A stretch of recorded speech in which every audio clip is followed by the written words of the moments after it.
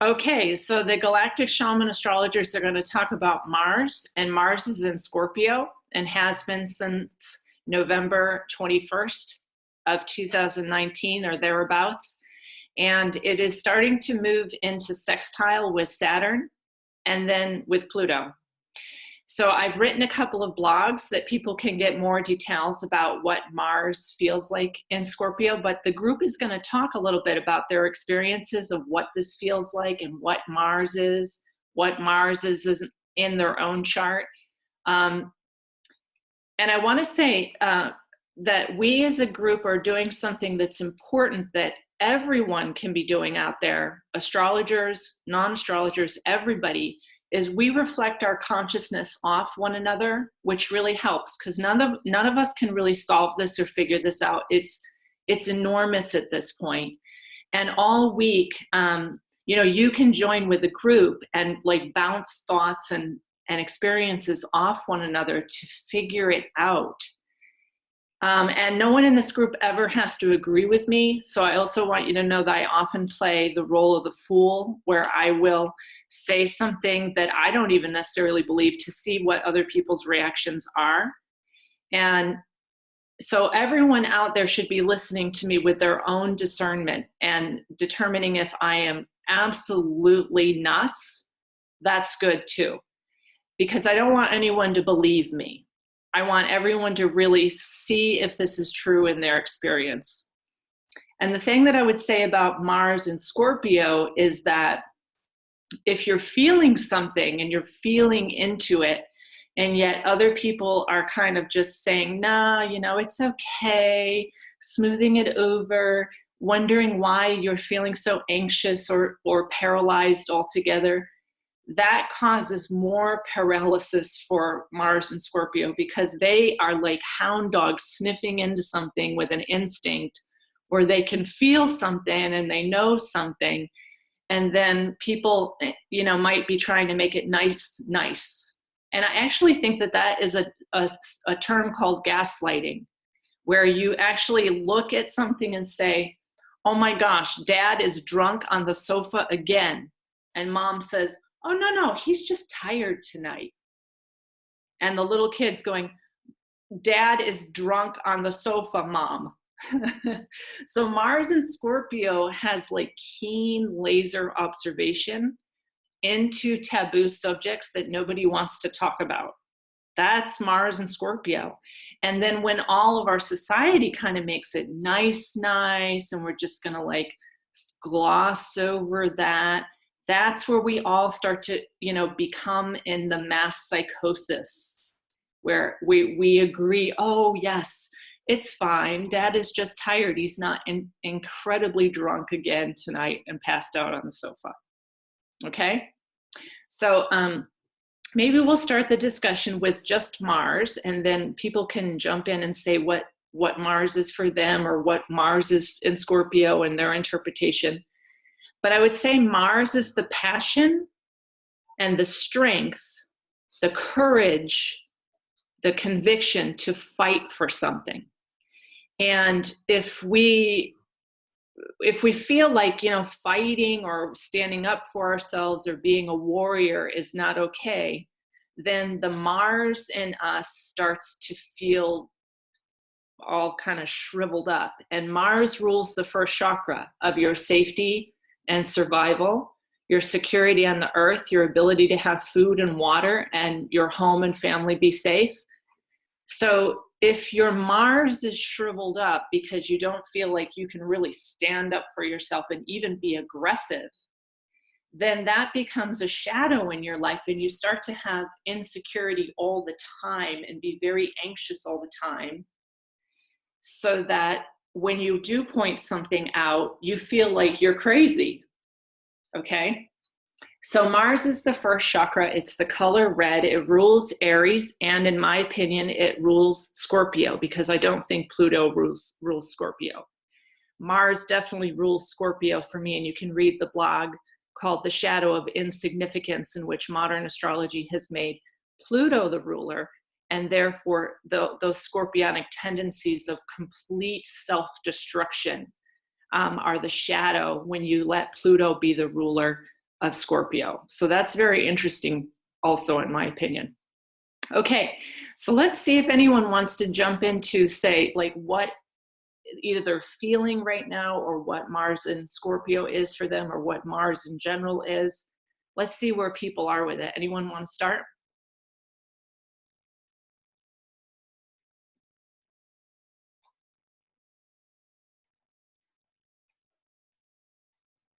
I'll start.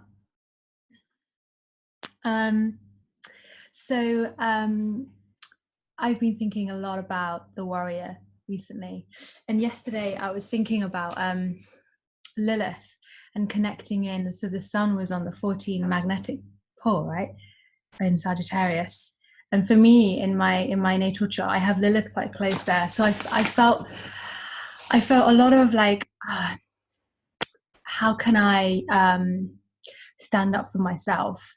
And embrace and this is like the Scorpio part, embracing the shadow and the darker parts of me. I felt like the warrior aspect of me pushing through, saying, yeah, like, embrace this, embrace me.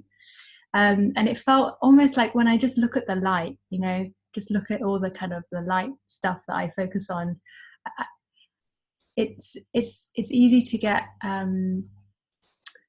imbalanced really quickly, unless we really embody holistically the taboo hidden things that society has already told us to ignore. So you really, like you say about the hound dog, you really have to go looking for it quite intentionally, otherwise you just don't, no one's going to give it to you on a plate. So it's very much that passion, which to me is that real, that devotion, that sexual passion towards yourself, which is, okay, I'm gonna just move with this and go into this, and I'm not going to judge this space that my mind and my emotions want to experience, but just allow that to come through. And I think with Lilith, she embodies such a taboo narrative that it's so great to have her just there and thinking about her, reading about her, because it's just the ultimate narrative in a way, and she's just relentlessly present. So it makes sense with the root chakra, because it's about being who you are. So it's essentially, can you fully sit in who you are and unite all the different aspects of you that want to be integrated, which is what we have going on the planet, right? So, and the more that you do that, the more it does act like a sword towards other people to help them out. And you start to kind of do stuff that you think, I need to stand my ground in this scenario. Like I was standing my ground today with something at place where I work.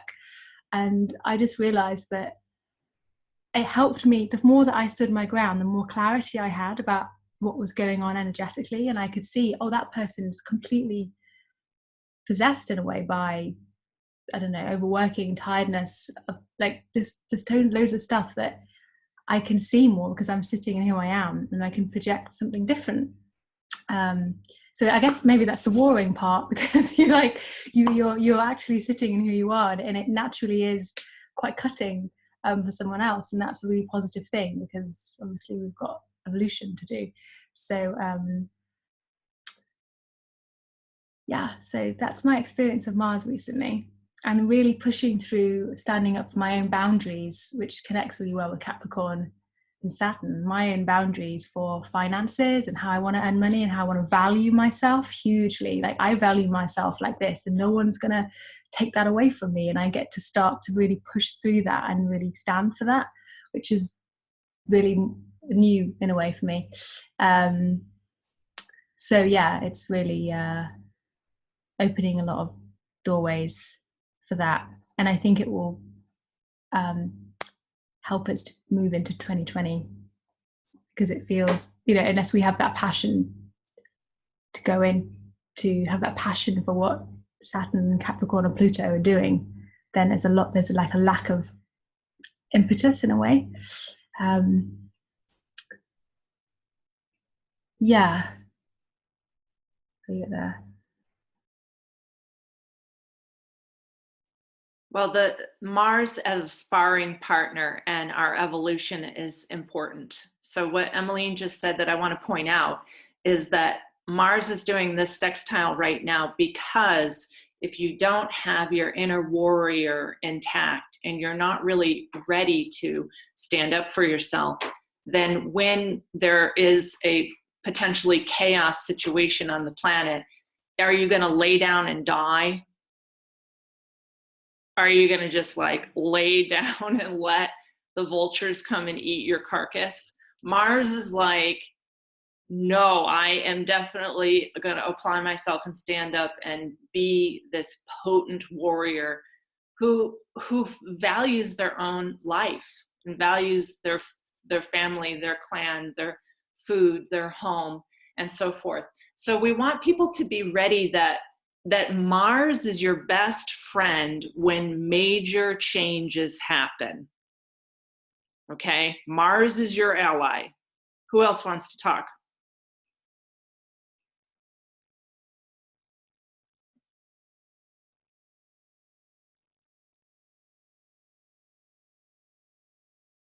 I'll chime in, and I'll bring in a little bit what we talked about offline too. Is with, and the things that I've been thinking about is, well, first of all, in my natal chart, my Mars is in the third house in Leo, so I have the planet of the fire sign in a fire sign. It's not in one of its domiciles, but it's fairly comfortable in Leo because it's another that Leo is fixed fire. Um, my Mars is retrograde, so it's not moving as fast as the planet of energy would really want to, and I tend to have always applied it more internally. So I have always rather been a very like um outwardly energetic person. It's always been an internal thing, an internal pushing, an internal um moving forward always, and looking inward as in how am I going to um do my next thing, and I've not really applied it as much to the outside world. And it's in my third house, which is more about communication, studies. Um, the third house is the house of the goddess, and it can be of, you know, ceremony for the goddess and in the study of um, kind of the sacred feminine. So it has manifested in this how I incorporate that in my own being. Um, and through that and through this kind of transit, I've been really thinking about how the ancient Greeks have called this a malefic planet, and we kind of wrote about this, and you put it in your blog. Um, how it has been kind of pegged as this kind of evil, demonized planet, but it really isn't. But we kind of have been exhibiting the shadows of it, which it can be abuse, it can be aggression to other people, it can be hostility, but we need to have the higher vibrations of that really online, which is learning how to survive, being assertive and standing up for yourself, um, having the energy to investigate things when you're like when it's in Scorpio, where it's digging deep and looking at things and going being brave enough. And I would say that Mars is that planet of bravery, where you're brave enough to go and look into the underneath, as it does in Scorpio, um, and have that kind of inner warrior turned on so that it is in its most effective way, and it's not kind of the brutish um, kind of raging energy, but it's more of the stand up higher, best form of the warrior self. um, One other thing that gave me a lot of insight about Mars is that the understanding of the planetary joys, which is a little bit outside of what we've talked about, but it's the planetary joy is where a particular planet has its is very comfortable, and Mars is very is it has its joy in the sixth house topics, which is health and illness and um, work and servitude, and but it's all about physicality. And I think over the years it's been kind of portrayed as the sixth house as this house of bad fortune, where you can become sick or you can become enslaved. But all these things happen if you are not expressing your Mars energy in the most joyful sense of really taking care of your body and being very physical and active and, doing things that are healthy. If you're not standing up for yourself, you will become enslaved in a work system. You have to have enough energy so that you can do your own work and be self-sustaining. And these are all things that are different manifestations of that sixth house, that if you are doing it well, you are having a much better experience than if you're not doing it well. So I mean, those are things that I've been thinking about with Mars in particular, and that first chakra energy of being rooted in the planet. It's the closest one to the earth. So, if you have a good, strong first chakra or Mars energy, you can root to the earth. You can have that energy to go out and move your body. You can enjoy the planet. So it is all about that kind of primal survival.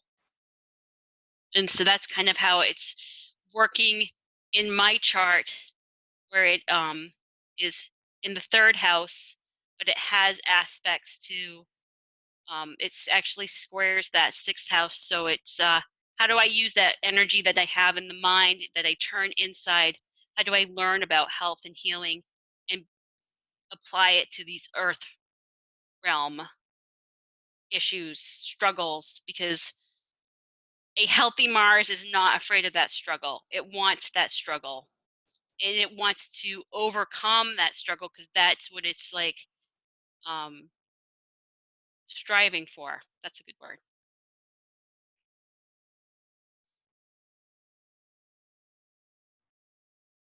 Okay, so Mars wants to strive.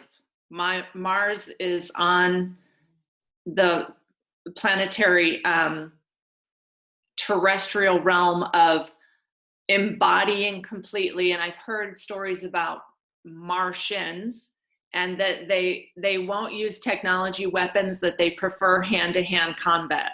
So this is always hysterical to me because I don't know if this is true or not, but the idea, is that they won't use any kind of lasers or other kinds of technology weapons because they need to feel the ferocity of fighting with their own fists. And that is so like, people don't want to fight with their own fists or like do some kung fu or kickbox or take somebody out or chop down a tree or whatever. But that's Mars, and that's part of being on Earth. And if you deal with large animals or, equipment or anything like that, you have to have a very strong Mars because they're going to sniff you out in a second and be like, no, I'm going to kick and bite her now because she has no authority, she has no power, and she will not survive, so she's not a good leader. Okay? So the horses, there's a certain way of like being with a large, powerful animal, and you have to be really rooted yourself. And the animals are very much here to show us how to be rooted. And if you run away and there's a cougar, here in the Green Mountains and you're running the other way, that sucker's going to take you down because you're running the other way. But if you stand with authority and like ferocity and a dangerous look in your eyes and you almost like, I mean, you got a better chance, folks. Don't run the other way. That's Mars. That's what we're doing here. We're like embodying that physicality. We want to survive the sixth house. Our health depends on that if you can really stand up for yourself. So fabulous points. What else? Britt, how are you feeling, Britt? God, I don't even know if I'll be able to speak. So my Mars is in Virgo in the 7th house, and it's so that already sort of puts it in a feminine sign and a mutable sign. And it's also part of a grand square in my chart. And so it's part of this tension in my life that feels acute right now. And I was reflecting about how when I was a kid, I'd have these dreams. I'd have a lot of chasing dreams where I was trying to rescue my sister, get her out of the house, and being like having to, well, I'd have chasing dreams, and I would recognize that I didn't have the stamina or the strength to outrun the thing, and that I would have to be quick and smart and like hide or divert or be, do that. And there was always this, how am I going to outsmart this thing and hide or like dodge it, or because I knew so there's this tension of there's a part of me that's in Virgo that is just a complete Clydesdale workhorse, where I know I have tremendous stamina, but yet there's this underlying, oh my God, is it really gonna be sustained? So, that can come up in lots of confidence things. My conditioning, I grew up on the West Coast, in a family that was not strongly Mars. There was not a lot of,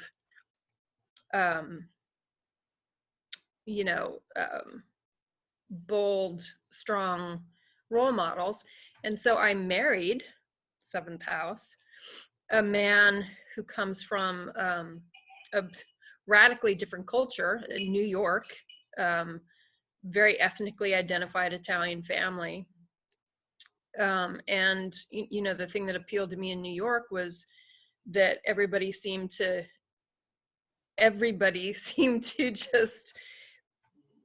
just be who they were unapologetically.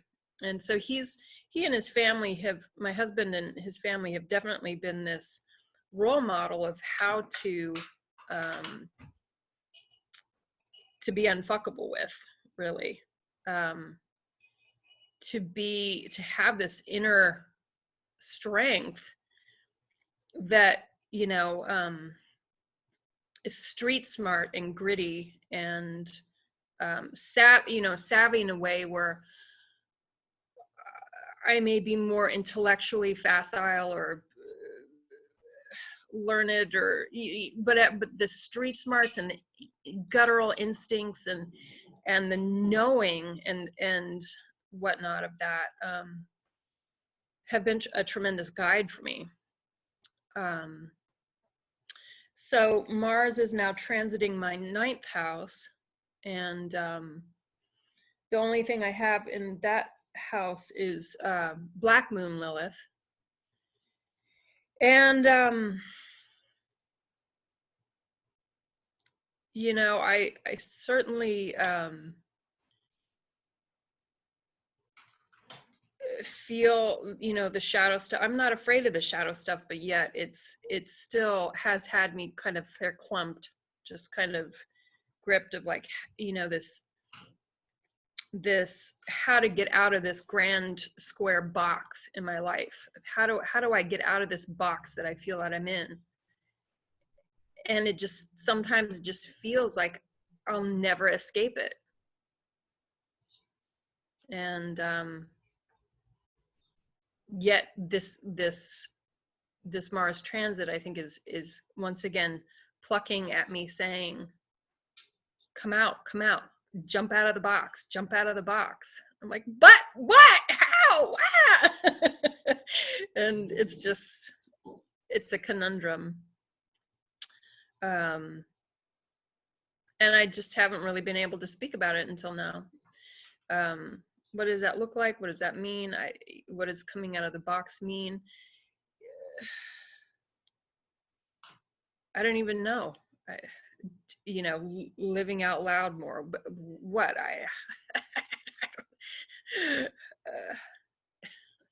My husband's just staring at me going, what is she talking about? He knows me So anyway, what else do I want to say about that? Mainly it's just that tension that feels like it's going to snap, but won't. And yet I feel undermined by it, but I know deep down that I'm not. It's like the crazy making. So. Yeah, so Brett gave her grand square information, and because I know everyone's chart pretty well, I'm listening very carefully to her keywords. And she's going to listen to this recording again and listen to her keywords, because I can hear it. I can hear it. Mars has an interesting outlet for aggression. Through each sign, Mars has an outlet for aggression. And I think that maybe we want to go into those at some point, which is it's fascinating. So Mars in Scorpio, the outlet for aggression is throwing poison darts. So like I was going to get my daughter a dart board because she has Mars in Scorpio. And I was going to get her a dart board so that she could, and she used to love archery. When she was a kid, she loved archery. Her Venus in Sagittarius, her Mars in Scorpio. So it was like, still, it was, you know, taking aim and throwing something. But I like this idea of being able to really embody that place where she feels otherwise paralyzed herself. She feels really paralyzed right now by school and incredibly anxious. And so the opposite of that would her be able to see the target, because right now she can't even deal with the target. See that target, throw that dart, have an outlet for aggression, and be like almost like black magic about it, like it's poisonous and I'm gonna hit. Maybe she'll put like a picture of somebody up there and really get her aggressions out. Maybe she'll put a picture of me up there. And you know what? That's what I want to provide for her. I actually want to be a great sparring partner for my child so she can develop her inner warrior. If she needs to put a picture up there and throw poison darts at her mother, so be it. You see, like we're playing a game here anyways, so why not? This is a game, you know. Mars in Sagittarius, outlet for aggression is rodeo, horseback riding, wild bronco riding. Okay, so you can figure out, and I mean, I can get out the book and name every one of those, but you can figure out where you need to turn that Mars around and like have an outlet for aggression. I'm pretty sure one of them was like deep sea diving, and I bet you that could be Mars in Pisces or something like that. But do you get the idea? Is that you want to really embody something, whether it's kung fu or kickboxing or beat the crap out of each other with a pillow. I know that our society is so like, oh, let's just be kind to each other. And in that pretense of kindness is where we do each other a great disservice. So I don't want to suggest what you do with your partner, but if my Mars was in the 7th house, I might do some wrestling matches or some sparring, or, you know, like, come on, let's get down and dirty and wear some fabulous outfits doing it. I don't know, but that's a way to really get those juices flowing, because as far as I can tell, we can't escape our geometries. Our geometries are our geometries. So what we want to do is take a hold of what that archetype is and really go into it. So, for instance, Claude used to be terrified of horses, but he has Mars in Sagittarius trine his sun in Aries.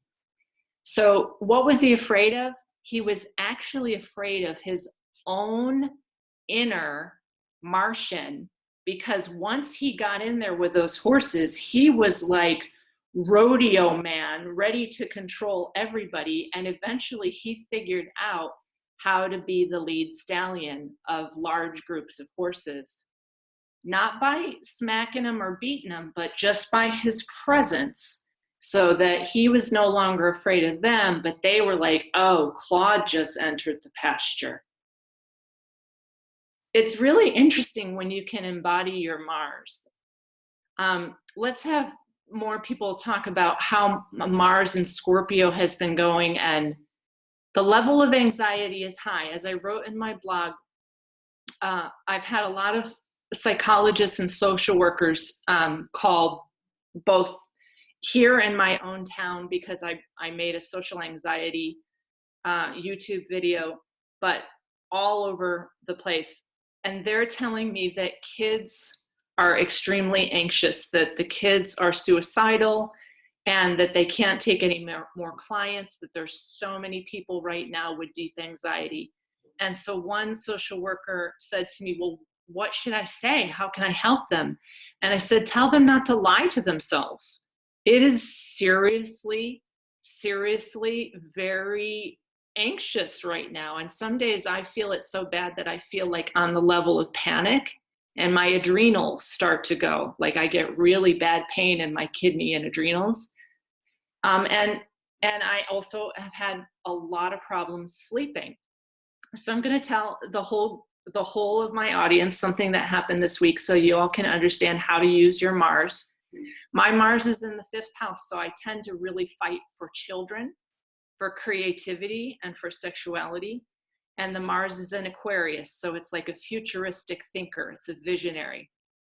And this week I went to school to meet with the staff, the nurse, the counselor, the dean, and give them my opinion of the Wi-Fi and the electromagnetic frequencies doing neurological damage to the children, such that they don't have their locomotor skills and that they have deep anxiety. Now, after that, I started to, and even before that, ever since I made the video, at night, these weird things were waking me up so that I could not sleep at night. And I said to Claude, oh my gosh, every time I fell asleep, something would wake me up. And I guess it was the night that I met with the school, and all, you know, the persons at the school had their laptops open. So when you have your laptop open, just like now, it is recording the conversation. And Google is amassing all kinds of digital data on us all the time, but particularly right now when everyone's laptop is open, it's getting all kinds of digital data to socially engineer consciousness, because it is the Wedico, it is the AI virus. Anyways, that night I had finally just fallen asleep, and I heard my own child's voice go, Mama! And it was like a siren. I had just fallen asleep and I heard her voice say, Mama, like really, like she needed me. And then I reflected for a moment and I thought, that sounded recorded. That actually sounded like a clip when you digitally record somebody. And I thought, wow, I've read a lot about Cytronics and heard stories about how Cytronics have been used in people's minds. And I had to pause for a moment and say, am I going to be scared of this? Is this going to like put me on the ground and make like I'm not going to have any more videos or conversations or write blogs or show up at the school or teach my yoga class? Am I going to just like back down? And the consciousness that I am, which is actually the super conscious state of looking and witnessing, observing, witnessed the panic and the fear and the adrenals and said, this is part of the game. I must be really onto something, because now this thing is looking back at me and targeting me. So it knows that I'm seriously onto something. So I actually said in the superconscious realm, which we're all one mind there, to my daughter, I spoke to her soul and I said, all right, child, we're going to do this. You came in to show me this. You were fearlessly ready to be a 16-year-old in a Google document virtual high school to show me this. You and I are going to do this. Let's go, girl. If this thing is also putting weird things into your brain, let's really get it. Let's observe it. And the moment I really got that and said that to her soul, that child turned around. And today she is like kick butt. Talk about sparring partner. Let me tell you, her father and I are like, holy crap. But it's a matter of your inner Martian being willing to turn around and look at this weird AI technology and say, I see you, I got you, and I am going to power up and stand up for myself. So people might be experiencing all kinds of weird stuff because, you know, the satellites can cytonically control all of us just through frequency. In World War II, they used this to disable the troops. And the way they did it was they caused a level of anxiety that was like self-doubt. So if people are feeling self-doubt, like, don't deny that. But if you can also get to this super conscious state and be like, all right, game on.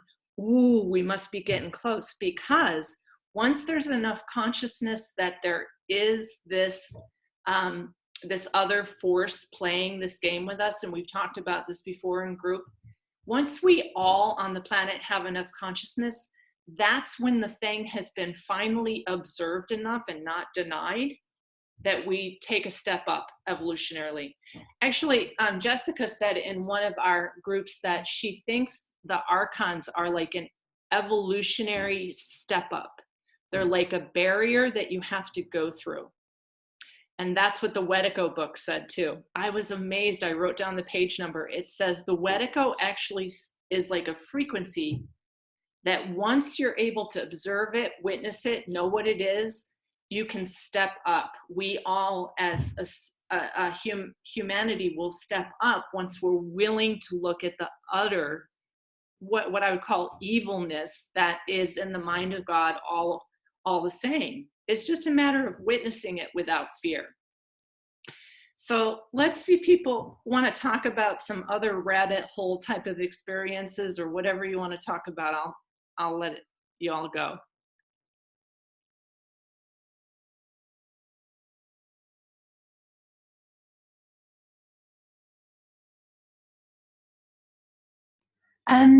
I was just reminded of something interesting.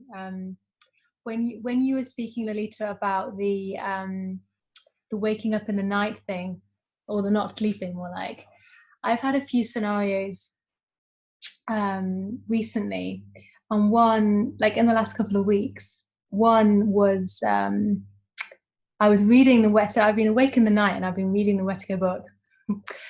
And I was doing it this one night before sleeping, and I was reading something about the psychiatrists that he was engaging with when he writes about his experience in the psych ward.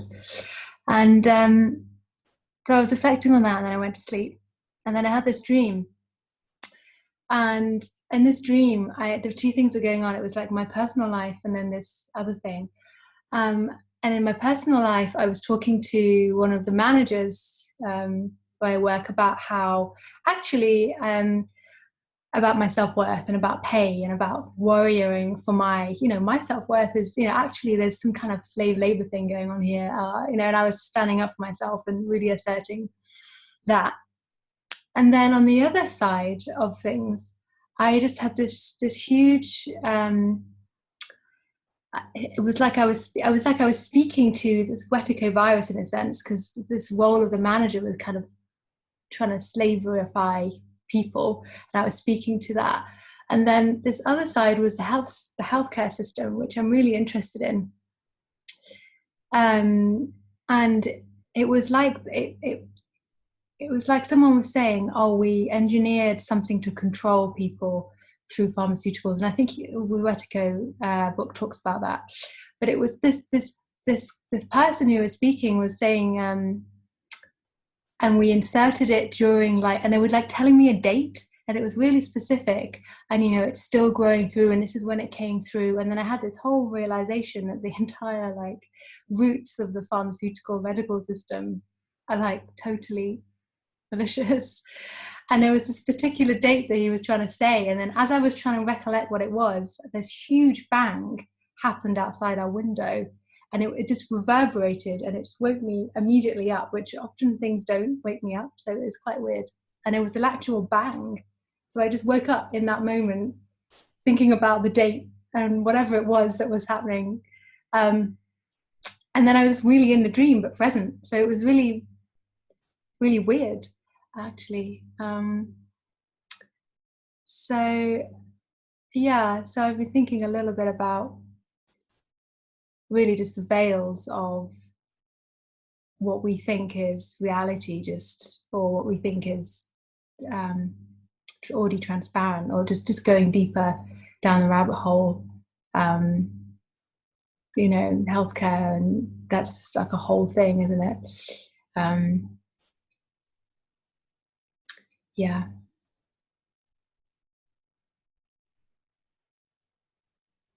I want to encourage our viewers that as much as everyone can go down the rabbit hole right now, the less potential chaos and crisis will happen when a mega conjunction happens at 22 degrees Capricorn, which, if you read the blog, is the Sabian symbol for the defeat of nations. So this big grouping of planets that will come together in 2020 is at a Sabian symbol that says sometimes to fall gracefully is the best learning that you can do spiritually. Now, it's fine to have a massive fall, to have a massive crash. But if our consciousness has looked down the rabbit hole and this group has really looked down the rabbit hole in many areas, from transhumanism to pharmaceuticals to what I just talked about, Cytronics, and different areas of corporate control of the medical system and things like that.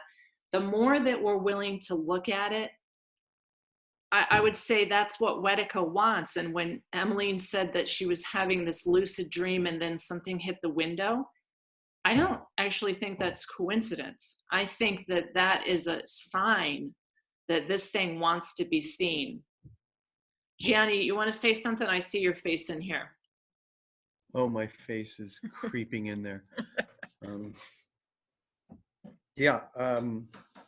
It's interesting what you were talking about, the Centronics, is that for me, I don't know anything about the Mars or where my chart is. I don't know. I haven't. His Mars is in the 6th house in Aquarius. I knew it. I knew that. No, just joking. For me, I feel expansive. It's a huge expansion, but at the same time, down the rabbit hole, the whole world's going down the rabbit hole. When you're talking about Centronics, right in front of you in all of our hands on that phone is a portal to what's crumbling. And people are going to have to make a decision in the future whether they're going to continue to participate in that portal and participate in the corporate entities that are running that cell phone that's in your hand, because it's crumbling. It's going to crumble. You have 5G network, you have everything coming out. Everything that's coming out in politics is all going to crumble. Everything will be revealed. Everything. It's all going to be revealed. And the choice is going to be up to everybody what they see and how they move forward. And the rabbit hole is going to be surrounding all of us. But within that, there's expansion and hope for each one of us to step into the future and step into, hopefully, what will be, in my opinion, like a new awakening. She was talking, I don't know which one was talking about the health insurance, but I just went through a mega corporate medical, what would you call them?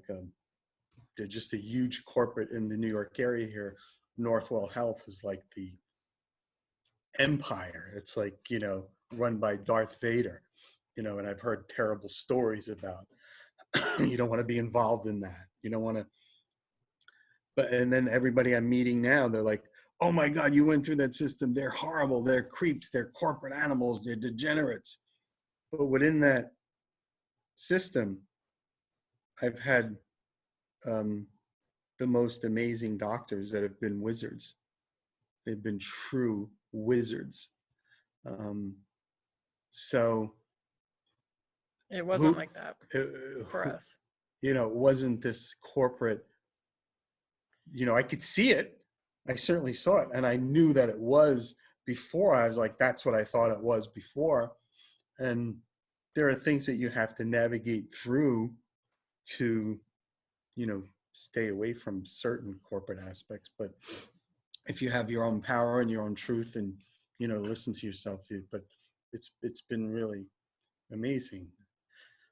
And I think that's what's happening in the future about the rabbit hole, is that, you know, it's going to be looking really dark, but there's going to be these little holes and pockets that will be right in front of us that will be like a huge rainbow of opportunity. And for me, I just feel this expansion. It's just the word that comes to mind. The Citronics thing is interesting because it's right there. What do you mean? It's there. It's there all the time. You know, it may not, you had an actual blatant experience, but it's right there all the time. If we really kind of listen, it's still there, even though something's really not coming out. People could call me a conspiracy nut all the time. They call me this all the time, but it's true. It's there. That's what I have to say. Awesome. So Gianni is clear that he's not an astrologer, but I've done his chart and he has Cassandra, which is the Oracle, conjunct his Venus. And so he just said some key words. So the viewers should listen to that again, that, you know, a massive revealing is going to happen. It's going to look potentially very dark and scary. But I think the whole point of the Wedico book is that the more we can go into the darkness of how much crap has gone on, the more that darkness then allows this incredible light to come through. Not to focus on the light, which is the thing that I think the Wedico has really messed with, is that there's a whole bunch of people that I was following before who only wanted you to focus on the light and stay out of the quote unquote drama. And they said, oh, you know, the whole world's going to collapse, but just stay out of the drama. And I believed that. I tried really hard to stay out of the drama and just call myself the fifth dimensional, perfect paradise rainbow person, or the high vibe tribe, or whatever it is that folks have already heard me explain. But the more that you pretend to be that light and you only focus on the light, my understanding is then you haven't embraced your inner Mars. You haven't embraced those dark parts in you. So then actually the dark parts in you get bigger out there in the collective. And the collective gets more and more and more and more horrific. And it's only got to get that horrific until we can really figure it out in us. So that what Gianni was just saying is basically we've all been citronically controlled since we were children. We really have. So every TV that you've ever seen has had subliminal messaging. Some of it more blatant, some of it, you know, really subliminal. Every record and recording you've ever had. In fact, I have been told that a bunch of these like 528 DNA repair things are actually other than DNA repair, that they're putting in kind of like, why are they free? Why are they so available on the internet? Because they're actually putting in other citronics into your mind. But they say meditation and DNA repair. Question that. That is Mars and Scorpio. Look at this stuff with a laser focus. One of the areas that I've also talked about is the astrologers who have hundreds of thousands of followers. And if you read their blog, It makes no sense at all, but it all sounds really good and bright and rainbows and pastel and sweet and flavorful. But it's like a saccharine application and means nothing. But if you look at my blog, which says some weird shit about Citronics, there's like 6 people liked it. 1 person shared it, but nobody liked that. But if you see this wonderful sugar-coated, how it's going to be so glorious and we're all going to ascend to the 5D, that one gets shared 100,000 times. And that is like when we're always looking at the light, the dark grows bigger. And those are basic Jungian concepts. But we have to figure, why is it so crappy out there? Why does it continue to be like masses of children on antipsychotics at 5 years old? It's because we're not willing to look at the reason that they are on antipsychotics and see who is the marketing and money behind those antipsychotics, which is what Emmeline was kind of talking about. Anybody can go into the healthcare system like Gianni and get good care, or you can go into the healthcare system and have an opiate addiction. It's about us being able to discern and go into the healthcare system as a warrior, as a Martian, as someone who's willing to stand up for yourself and not necessarily blame. Like if I went over to Holly's medical place and just said, oh, I'm in so much pain, I need some Tramadol. Please, I need some Tramadol. That's my problem, not the medical place's problem.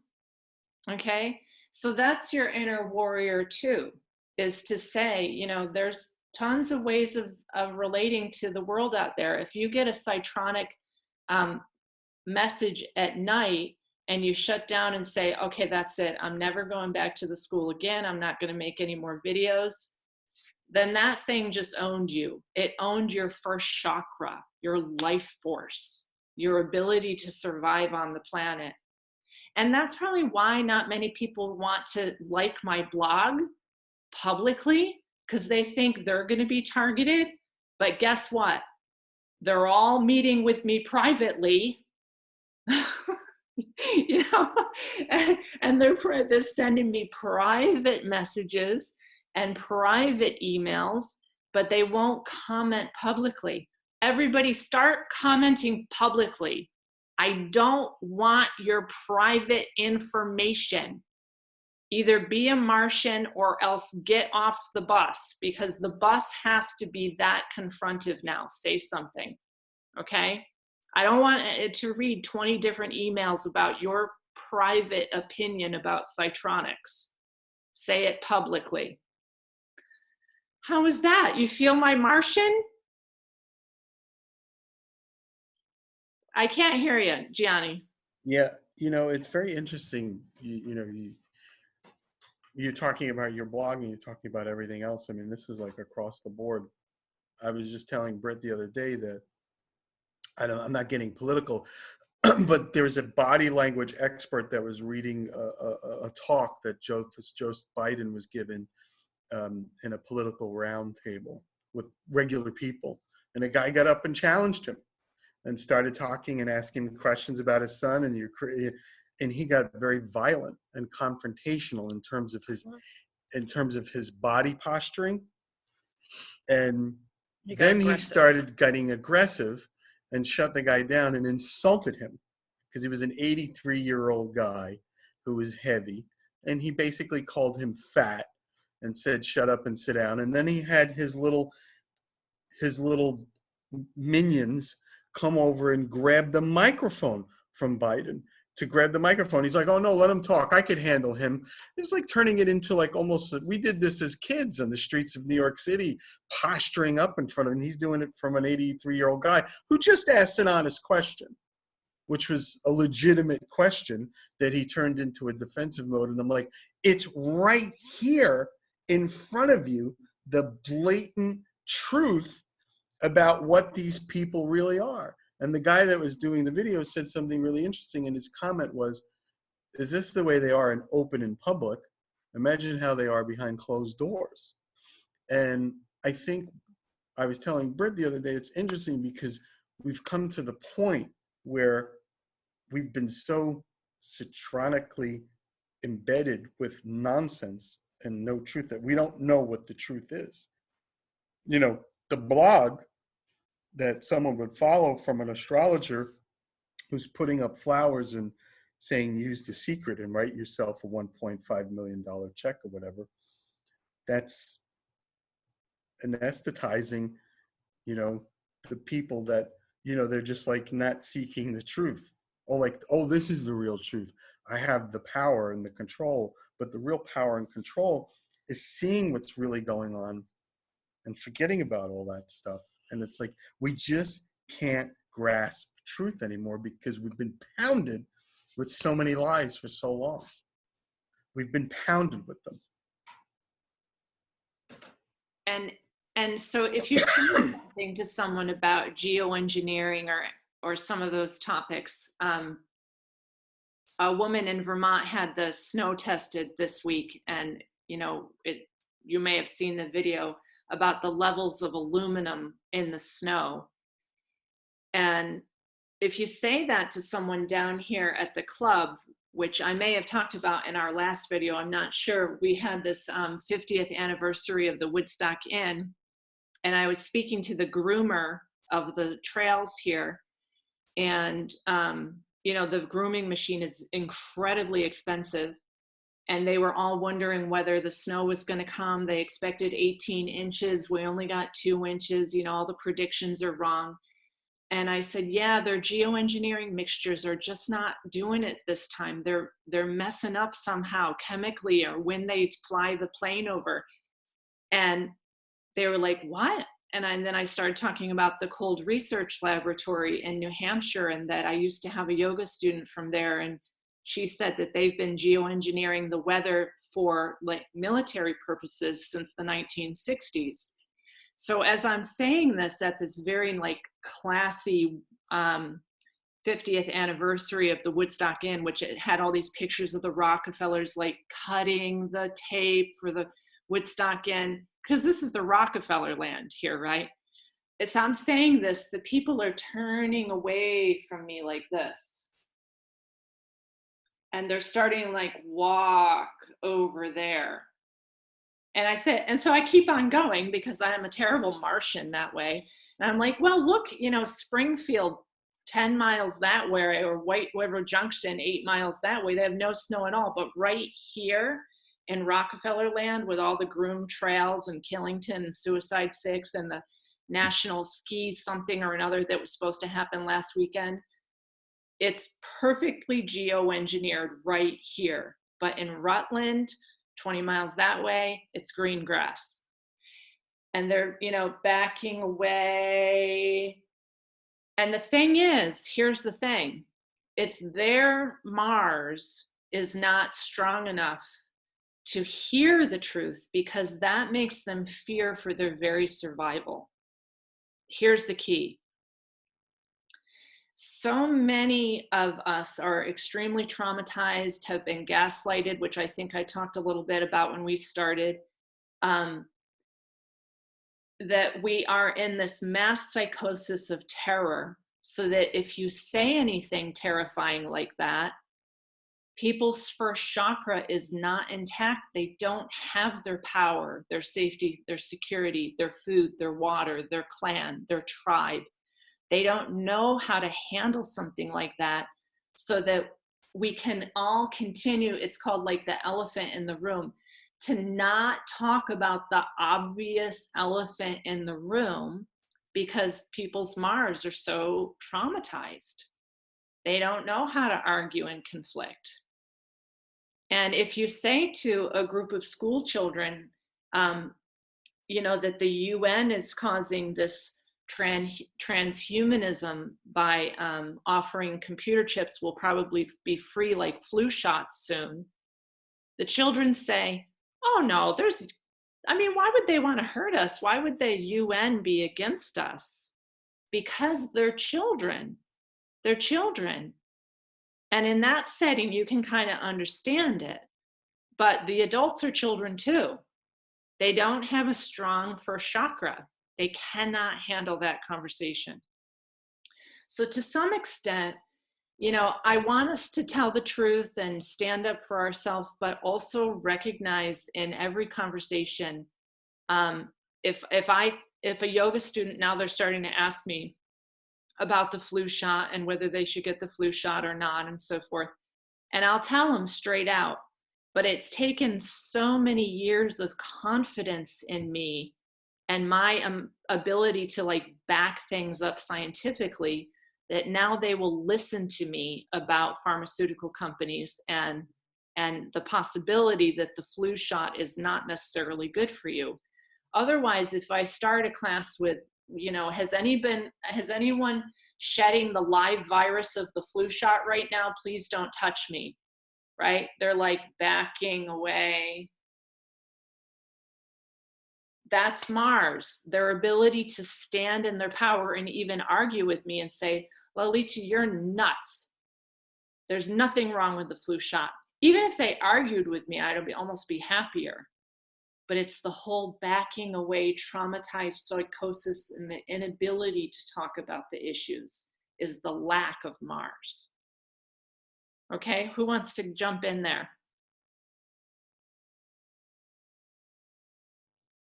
I think it's funny that that scenario, it's like having the problem, the anxiety issue is kind of the key to walking through that insecurity, because then when you look at the elephant, you're able to dissect the elephant and to really figure out and to get the meat from that issue so that you can be stronger and you can conquer, and then you can, you know, you can stand with your spear like in the ground, like, yeah, I've done this.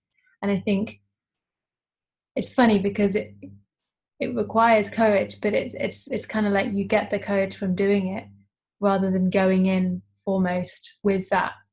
It's like you get what you need, that you think that you need, from doing the actual scenario rather than beforehand. So I feel like because with the anxiety thing, it's been ramping up for me in the last few years, and it does feel really present now. And I'm just like, you know, recently had a few days where I'm like, wow, like I really want out, like it's just too much. But it's, and just encountering that part of me that would say that is quite interesting, because it's never really, I've never felt like that before. But it feels like being in that pressure chamber, that alchemical pressure chamber. And again, in the Whittaker book, he's got this whole glossary thing about the alchemical pressure chamber, and that's where the transformation is. Like you don't have it without the pressure. It's like I was listening to someone talk about meditation earlier, and I loved it. And he said, you know, meditate in the noisiest, most unpeaceful place. Go and put yourself in that triggering spot, because actually when you have anxiety, I feel like we often want to come back and protect ourselves, but ironically I do feel like, no, just keep going into the scenario, because then we can really build our capacity and overcome these things and get a stronger nervous system and really realize that it's an illusion that we feel. I don't know, it kind of is an illusion in a sense, isn't it? At the same time, it's not. So yeah, that's what I wanted to say.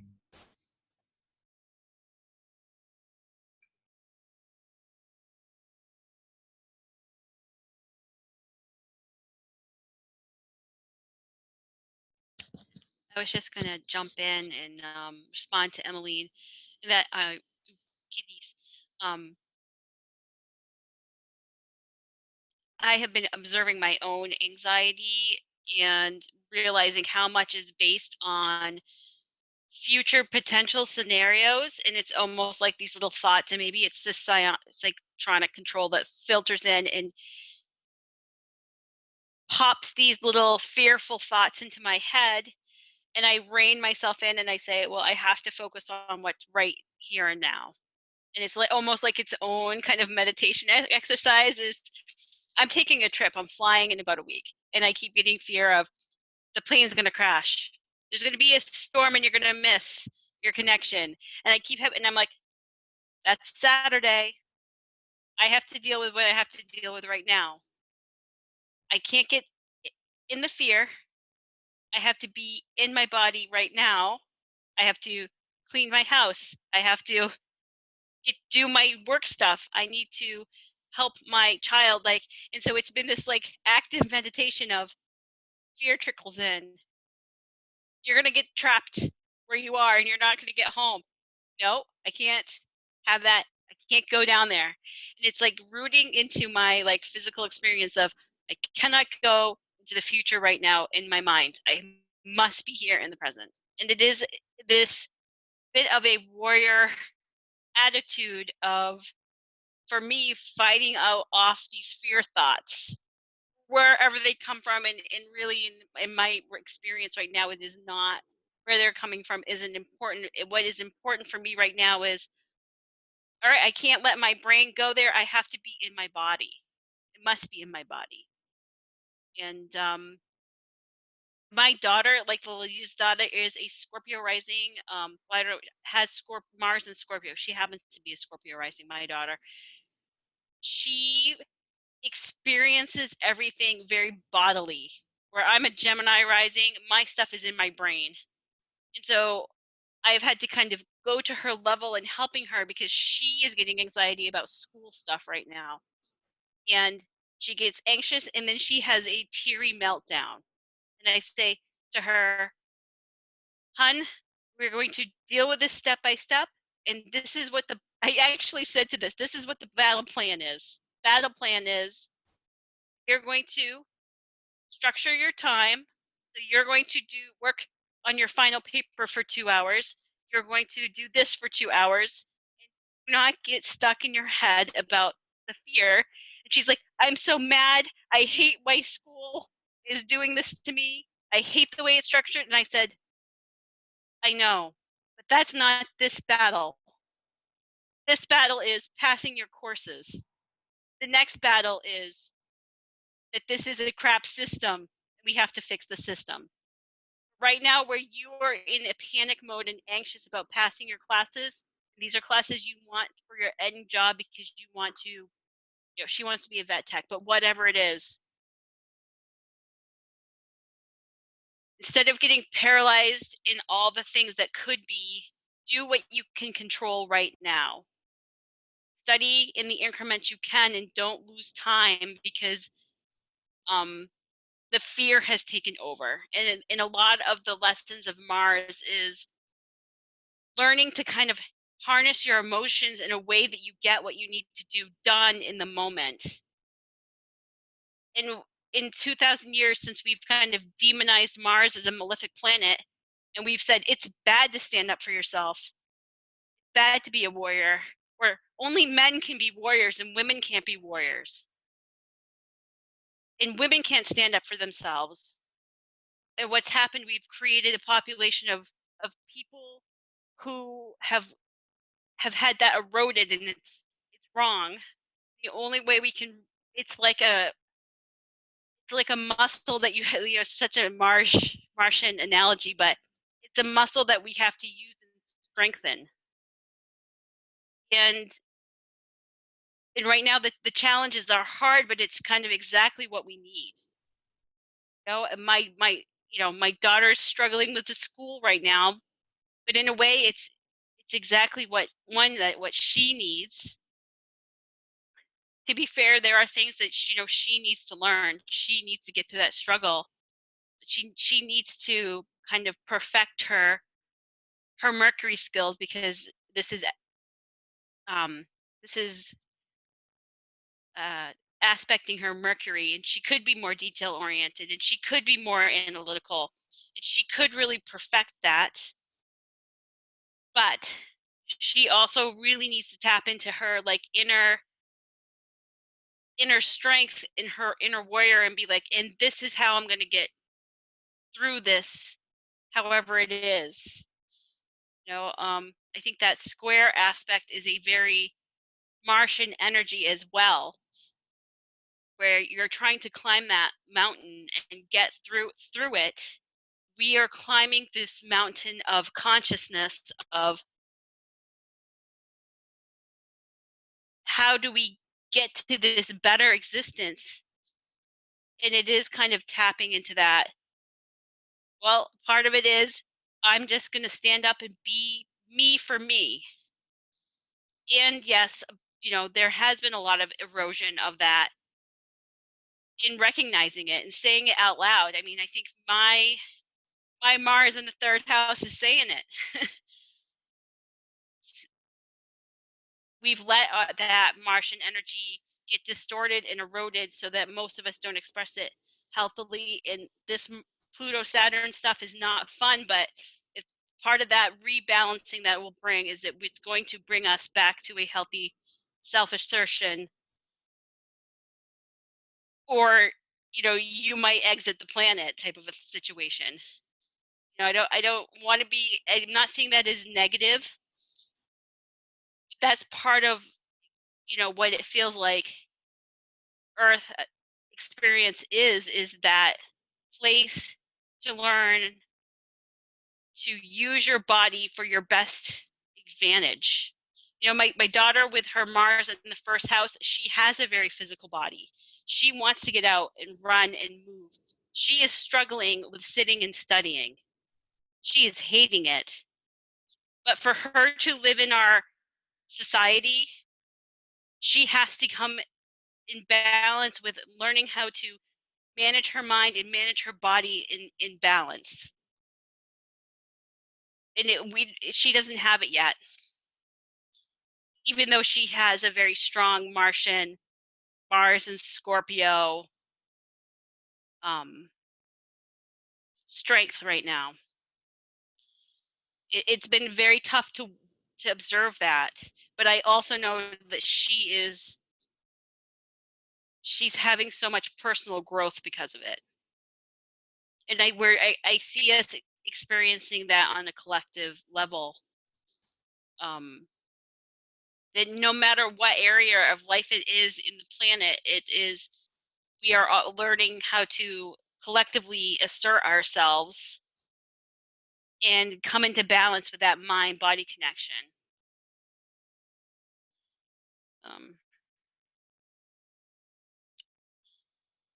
We have to get to the point where we don't say that Mars is malefic any longer.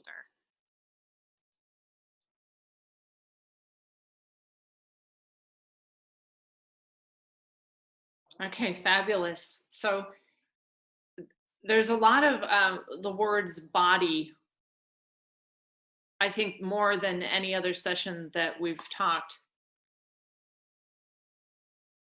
And I do think that one of the crises that are in the minds of people right now is, will we survive this next year? I think that that's an underlying, are we going to survive this major transformation? So if we just enunciate that, like Holly just did, enunciate that she actually has a fear of whether she's going to get back home on the plane or not.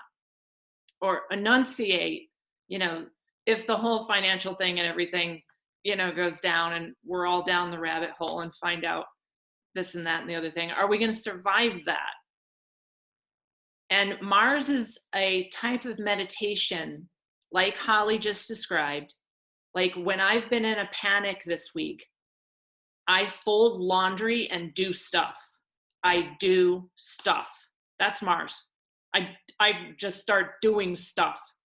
I shovel, I vacuum, I fold laundry, I take the dog for a walk, I huff and puff, I get in my body, I do stuff.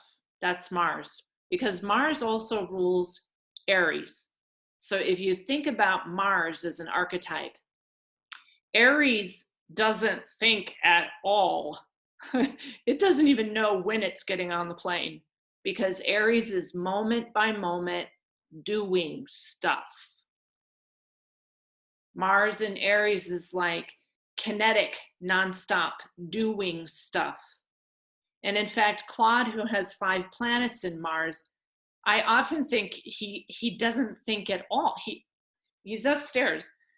but it's because he just chopped wood and carried water, because that's his way to enlightenment. That's his Mars. He actually chops wood and carries water. So for people who are starting to hit crisis points and anxiety, listen to what Holly just said. Get in your body and actually do the task at hand. Clean the cat litter. Okay? Wash the dishes. Do some actual physical stuff. Because that's where Mars feels like, oh, this woman could survive this. She really, you know, this woman could totally manage this situation, because look at her or him. She can do stuff. And if you don't have anything to do and you're just absolutely panicked, that's when you want to read the astrology book for like your type of Mars and how you should have an outlet for aggression, and do that outlet for aggression, like practice a skill. If you're sitting at the computer all day and then you're all stressed out at night, go to a kung fu or karate class, or have a pillow fight with your partner. And if your partner doesn't pillow fight, have a pillow fight with a big punching bag thing. Like whack the shit out of something and embrace that inner warrior, which, like Holly said, is totally in the shadow. For 2,000 years, we said, okay, no more barbarians on the planet. And the more that we say no more barbarians on the planet, the more there's barbarians on the planet, because it's in the shadow, you see? The more horrific the crimes are out there, because we all have not embraced our inner Martians. And that was in the blog that I wrote about with the shadow of insignificance, is that we vote for narcissists and then blame it on the narcissist because we have not embraced our own inner Martian. Like, I just got to say, Donald Trump is perfect, absolutely perfect for what we need right now. It's like the ultimate, like, paint a giant picture of yourself on the skyscrapers in New York City, you know, like, just be as self-aggrandizing as possible. That's Mars. That's actually Mars. Let's hear what people want to say about that.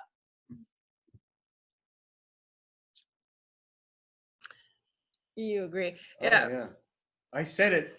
I told Britt, I said when he was elected, and nobody hated him more than me, because I drive into the city and there would be billboards up with his angry face, and I would just get so mad, and I'd make fun of him all the time, and we always made fun of him, and I've seen him on the streets and I shouted at him, but I told Britt, I said, now that he's elected, he's going to open up such a can of worms inadvertently just by being there.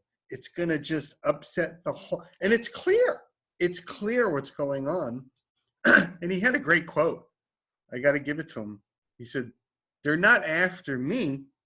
They're after you. I'm just in the way. And it's not like he's just, you know, the savior of us all and doing incredible stuff. It has nothing to do with that. But he's right. And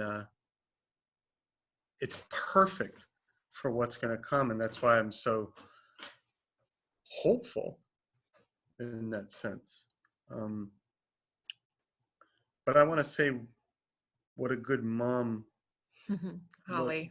Holly? Is it Holly? Holly, yeah. She is, by yes, it was talking awesome. to her daughter that way, by getting through it, because I hated school and I was a physical person and a physical athlete. And it could have been a professional athlete in multiple sports. But my mother never talked to me. They didn't know how to deal with me. They didn't have any containment. And she's helping her daughter fight through the conditioning of sitting down and learning discipline. And one of the things that my mother did, where she wasn't great in other areas, but she made me sit down and take piano lessons, something I really hated. I hated it with every little, and I tried to get out of it. I didn't care about learning the piano. I didn't care about anything, but it taught me some form of patience where I had to sit down and do the dishes. Because to me, it was like doing the dishes. And before I got sick, doing the dishes would make me so goddamn angry.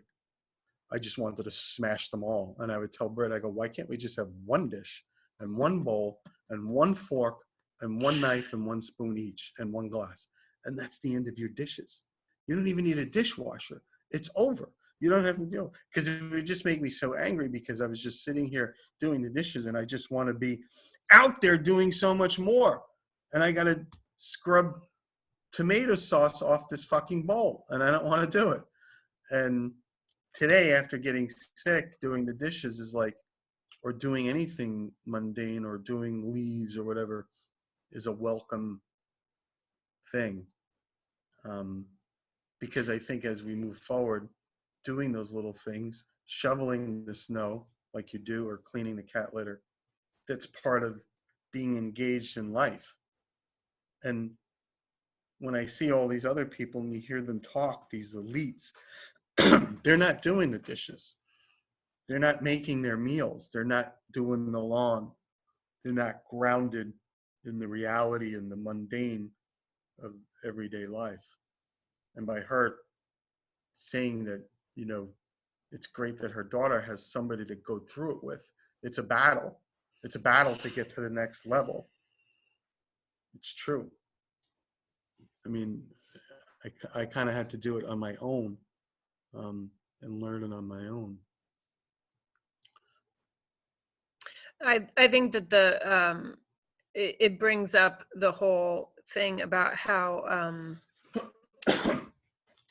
you know, it's you can access the emotions, liberate the emotions, or liberate the mind through the physical body. And I wasn't a terribly physical kid. Yeah, I wasn't super into sports. I love dancing and stuff like that. I wasn't a couch potato either, but I wasn't a disciplined person at all. And it wasn't until much later, I think maybe even as I hit 40, that I started doing Bikram yoga, which is the last kind of yoga I ever thought I would be doing. Hot yoga? Are you kidding me? I'll do like the breathwork stuff.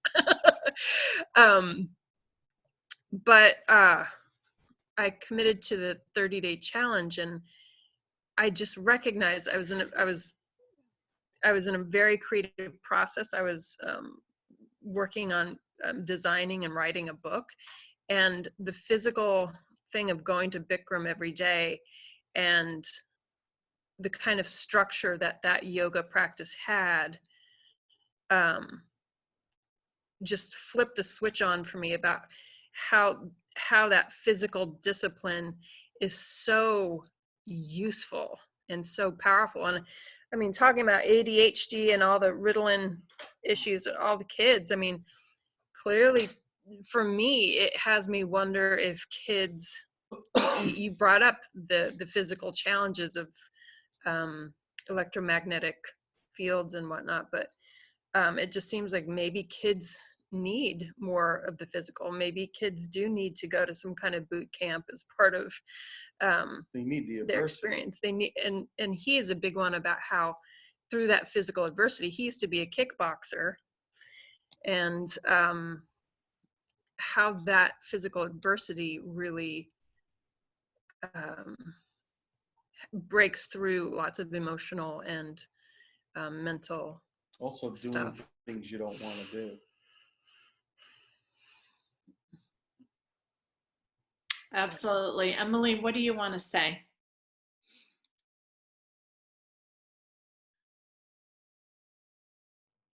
I didn't know. I didn't really have anything to say. I was going to say in response to Holly about the doing things in the moment. This is actually what I wanted to say. I'd forgotten. It feels like when we talk about the memory thing in the mind, the chip that's implanted in the mind, having access to all this stuff, we were talking about it later on the chat, like the access chip to everything all at once.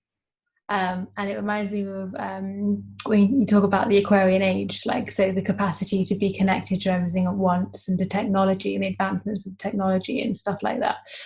So people were talking about that recently in my yoga class locally, and it was having this sudden connection to everything going on all at once. And that's what, like, for me, it's like, that's the difficulty. It's everything's going on all at once. So I feel a bit stressed because it's like, well, can it not just stop? And I think what I was really connecting with, which is exactly what Holly was saying, it's just like the boundary of the time boundary. Okay, I need to do this in this moment, and this is how I can ground right now. So it's, yeah, I feel like the time thing, it's kind of two sides of the time coin. Everything's happening at once, and yet I'm choosing to boundary time and to limit it into a human existence. Because I think I have Mars in the ninth house in Gemini, and it feels a lot of push. I'm always very pushed into spirituality and extended research and travel, and I think there's just a huge amount of needing to ground that in the human reality, and how to bring that into the human reality, and to start to reel that in, because we just have this huge cosmic connection to everything, which is seemed to be the super spiritual thing, and there's kind of an adversity to the earthy disciplined side to things, so it's like that union that I'm contemplating.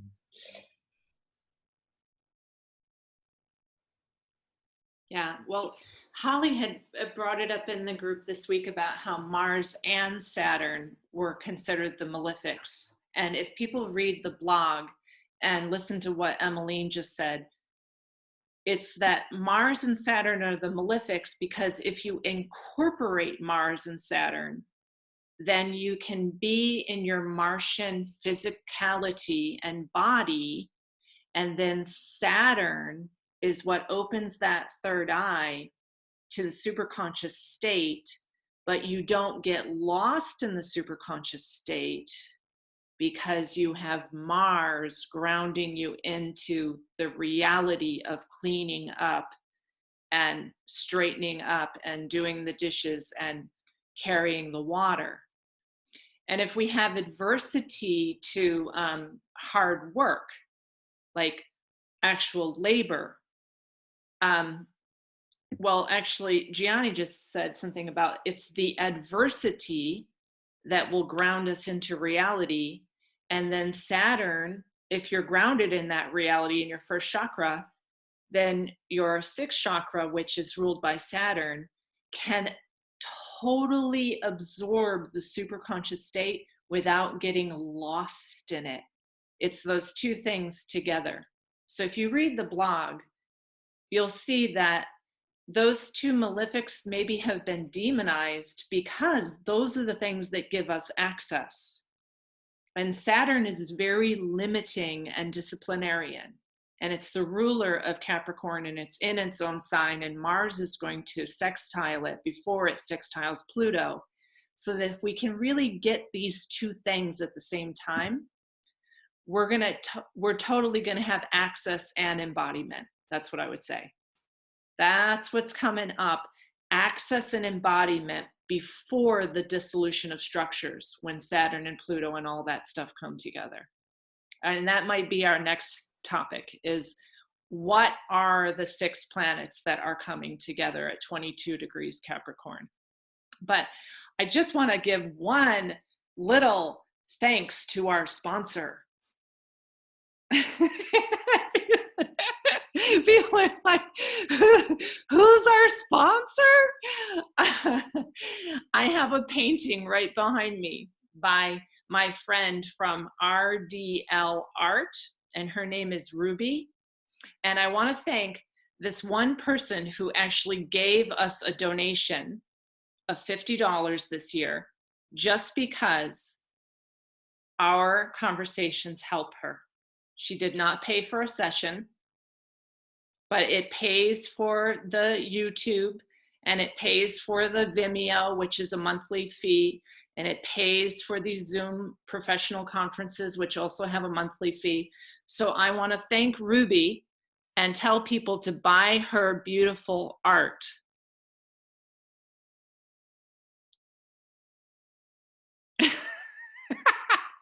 You didn't know we were sponsored. So, but that's my very spontaneous Martian have fun with something. Okay, love bugs? So I'm going to say thank you all and goodbye for now.